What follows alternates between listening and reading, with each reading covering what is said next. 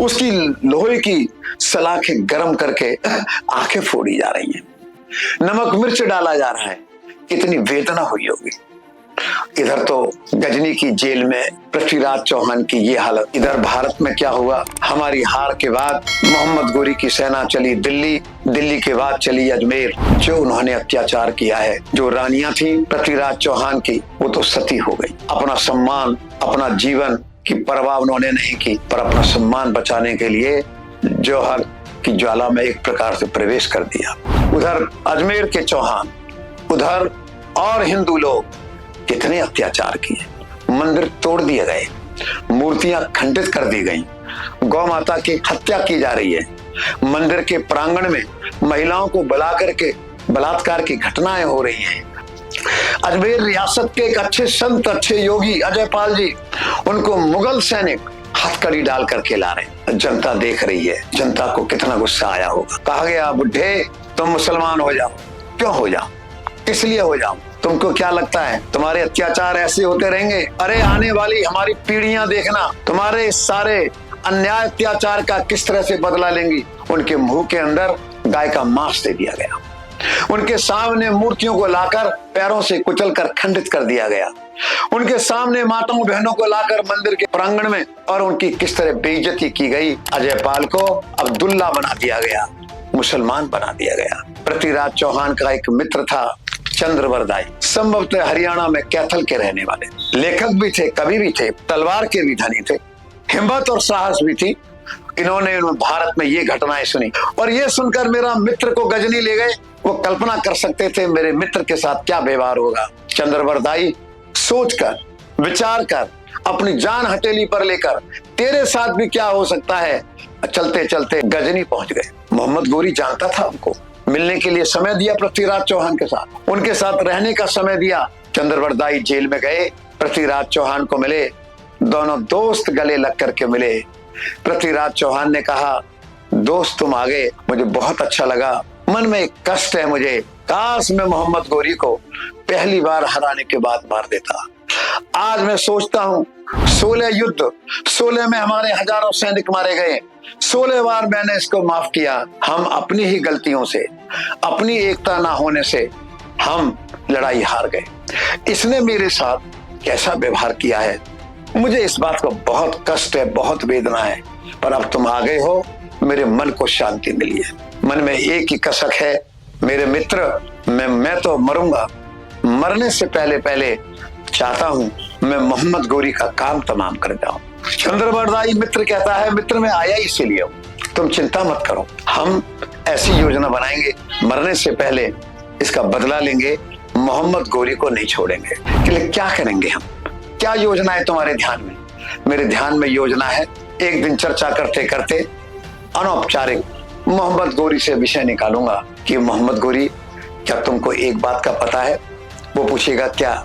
मेरे सम्राट पृथ्वीराज चौहान को एक विद्या ऐसी आती है जो दुनिया में किसी को नहीं आती, और हमारे देश में तुम हमारी कहानी तो नहीं समझोगे, रामायण और महाभारत क्या थी, लेकिन महाराजा दशरथ के बाद भारत में भी हुआ होगा कोई, लेकिन कोई जानता नहीं है शब्द वेदी बाण और किसको चलाना आता है। कहने लगा, इसकी तो आंखें बंद है, आंखें हमने फोड़ दी है, इस शब्द वेदी बाण कैसे चलाएगा, नहीं चला सकता है ये। कहने लगा, नहीं, शब्द वेदी बाण आंखों से काम नहीं करता है, शब्द भेदी बाण आवाज पर काम करता है।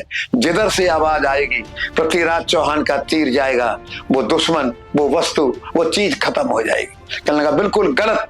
कहने लगा, आजमाइश करके देख लो। कहने लगा, ठीक, तो एक बात याद रखना, अगर ये गलत हुआ तो पृथ्वीराज चौहान के साथ तुम भी नहीं बचोगे, मैं तुमको भी मौत के घाट उतार दूंगा। उनका मुझे मंजूर है, पर मेरी एक शर्त है, आप जब ये कार्यक्रम करोगे जनता को बुला लेना, अपने दरबार को, अपने मंत्रियों को, अपने सामंतों को बुला लेना, वो भी तो देखें भारत माँ के एक बेटे को किस प्रकार की एक विद्या आती है जो दुनिया में किसी को नहीं आती। मोहम्मद गोरी ने उसी के अनुसार योजना बनाई, जनता इकट्ठी हुई, दरबार के लोग इकट्ठे हुए, वो ऊपर बैठा, 7 तय, एक के पीछे 7 तय मोटे लोहे के लगा दिए गए और पृथ्वीराज चौहान को और चंद्रवरदाई को चौगान में लाया गया, हाथ खोल दिए गए, पृथ्वीराज चौहान का धनुष बाण उनको दे दिया गया। पृथ्वीराज चौहान ने मां चामुंडा को याद किया, माते आज तेरा भक्त संकट में है।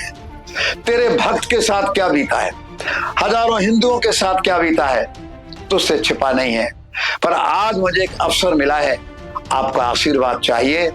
आज मैं इस पापी को, इस आराधन को छोड़ूंगा नहीं। दोनों दोस्त मिलते हैं, मिलने के बाद अलग हो जाते हैं।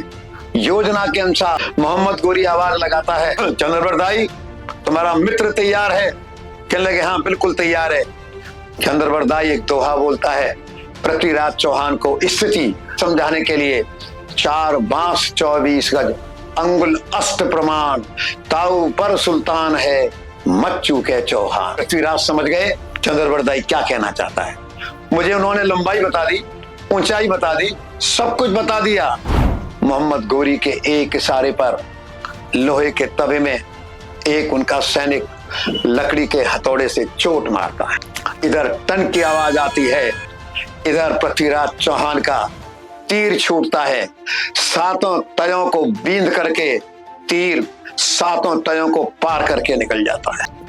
आज भी कोई ऐसा धनुर्धारी है, लोहे के मोटे मोटे 7 तयों को छेद करते हुए निकल गया, मोहम्मद गोरी से निकल जाता। वाह वाह, यानी आश्चर्यजनक आवाज, इसका मतलब कमाल हो गया। वाह वहां निकलता है। इधर पृथ्वीराज चौहान का दूसरा तीर चलता है और वहां जहां निकल कर आई पूरा वहां हुआ है अभी तो, और उनका तीर उनके कंठ में जाकर के लगा, कंठ को भेदता हुआ पार निकल गया। चिल्लाया मोहम्मद गोरी जोर से, धोखा धोखा, और नीचे गिर पड़ा, प्राण निकल गए।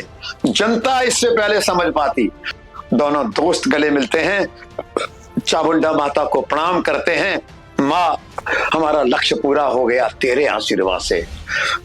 निशाना कभी भी नहीं चूका था, आज भी नहीं चूका था, आज तेरा विशेष आशीर्वाद हमारे साथ था। माँ अब जिंदा रहने की कोई इच्छा नहीं है। चंद्रवरदाई पूर्व निर्धारित योजना के हिसाब से कटार निकालता है, पृथ्वीराज चौहान को देता है। अब छुरा अपने अंदर घोंप करके आत्महत्या करते हैं। फिर उसी कटार को लेकर के चंद्रवरदाई अपने सीने में मार लेते हैं और दोनों का जीवन समाप्त हो जाता है। ये भारत माँ के दोनों बेटे मरने से पहले अपमान का, बेइज्जती का, अन्याय का, अत्याचार का बदला ले लेते हैं और एक सुख की सांस खींचते हुए अपने प्राणों को त्याग देते हैं। हमने बदला ले लिया है। आप कल्पना करिए, मैं 2 दृश्य आपके सामने रखता हूं, उस समय गजनी का माहौल क्या होगा। जीती हुई बाजी हार गया गजनी, लाश पड़ी है, जनता में हाहाकार मचता है। और जब यह समाचार भारत में आया होगा, भारत की जनता कितनी खुश हुई होगी, एक बार तो अपने गम को भी भूल गया होगा। बहनों और भाइयों, ये इतिहास का ऐसा प्रश्न है, ये हमारा भारत, हमारी संस्कृति, हमारा सभ्यता, हमारा धर्म ऐसा अजय है। जब कोई सोचता है हम मर गए, हम फिर राख को हटा करके जलते हुए अंगारे की तरह उठ जाते हैं और बदला लिए बगैर शांत नहीं होते हैं। पृथ्वीराज चौहान, चंद्रवरदाई ने जो कुछ किया और जो कुछ इतिहास रचा, भारत कभी भूल नहीं पाएगा। हम पृथ्वीराज चौहान को दिल्ली का अंतिम सम्राट इसलिए कहते हैं। उसके बाद एक बार खुसरो खान भी, जो हिंदू था मुसलमान बना दिया गया, फिर हिंदू बन गया, थोड़े दिन के लिए राज दिल्ली पर आया, 7-8 महीने के लिए। फिर एक बार राज आया दिल्ली की गद्दी पर हेमचंद्र विक्रमादित्य का 1556 के लगभग। और फिर एक बार वक्त आया जब जाट महाराजा सूरजमल जी ने और उनके बेटे जवाहर सिंह जी ने, दोनों ने अलग अलग युद्ध में दिल्ली को 2 बार जीता। काश वो दिल्ली की गद्दी पर बैठ जाते, हिंदुस्तान का इतिहास कुछ और होता। हमको तो हमारी सद्गुण विकृतियों ने मारा है। भाइयों और बहनों, इतना निवेदन करके अपनी बात समाप्त करना चाहूंगा। जय श्री राम।